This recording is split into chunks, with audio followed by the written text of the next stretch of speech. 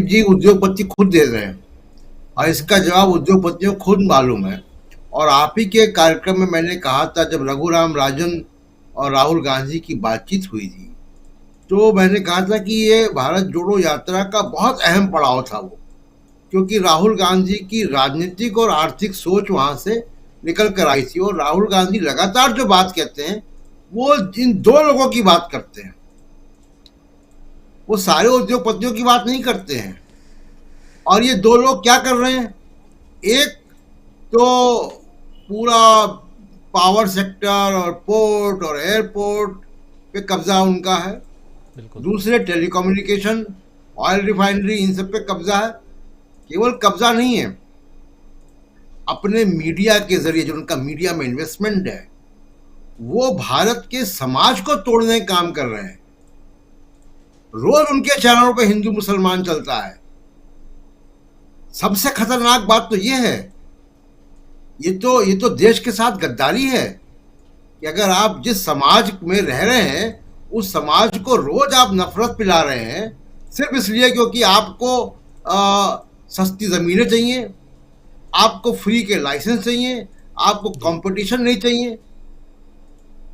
कल ही जो सबसे बड़ा, जो जिसको कहें कि कैपिटलिज्म का मक्का अमेरिका, उस उसके प्रेसिडेंट जो बाइडेन ने कहा है कि अगर कैपिटलिज्म में कंपटीशन नहीं है तो वो कैपिटलिज्म नहीं है,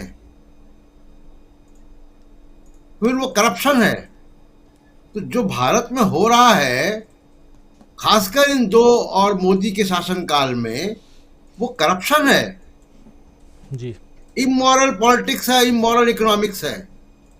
और मुझे लगता है कि जितना ज़्यादा, जो मैं बार बार बात कह रहा हूँ कि इतना ज़्यादा इंटेंगल्ड है मोदी साहब का और अडानी का ग्रोथ और भविष्य, कि यहाँ से मोदी जी की गाड़ी अब स्लोप पर है और बहुत तेजी से स्लोप पर है।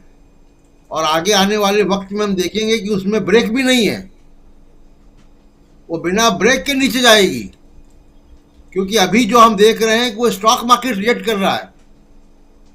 अभी मैं आपको एक छोटा सा ही अगर आंकड़ा दे दूं कि जी।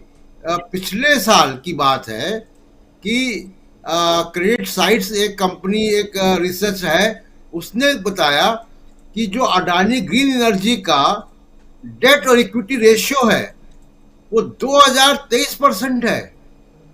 अडानी ट्रांसमिशन का डेट इक्विटी रेशियो 272% है।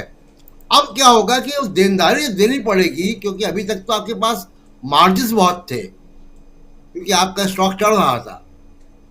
अब आपको फाइनेंसेस अरेंज करने पड़ेंगे लोन रीपेमेंट के लिए, देनदारियों के लिए, तब वो परतें खुलनी चालू होंगी।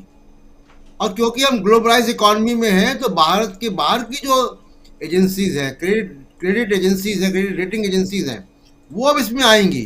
विदेशी बैंक आएंगे। विदेशी बैंकों ने, इनके दो बड़े बैंकों ने इनके शेयर पे, बॉन्ड्स पे रोक लगा दी है। तो आगे, और ये सारा कुछ जो जलजला है, ये मोदी जी के ही ऊपर आ रहा है, नस्ला उन्हीं पे गिरेगा। और यहां से उनका जो पॉलिटिकल डोमिनेंस है मोदी जी का, क्योंकि आप देखिए कि कैबिनेट मिनिस्टर्स, बीजेपी के प्रवक्ता, बीजेपी के जो भोपू हैं, वो सारे लोग शांत हैं, सदमे में हैं, एकदम कोमा में चले गए हैं, क्योंकि उनको समझ में नहीं आ रहा कि रिएक्ट कैसे करें। तो ये जो खतरा है, अगले, और कोई बहुत लंबी चौड़ा इंतजार भी नहीं करना है, अगले 15 दिन में हमको इस जलजले का, कि मैं, राजनीतिक इमारतें भी हिलती हुई नजर आएंगी। जी राजीव। मीनू जी, आपको भी ऐसा लगता है क्या? क्योंकि देखिए डॉ जोन्स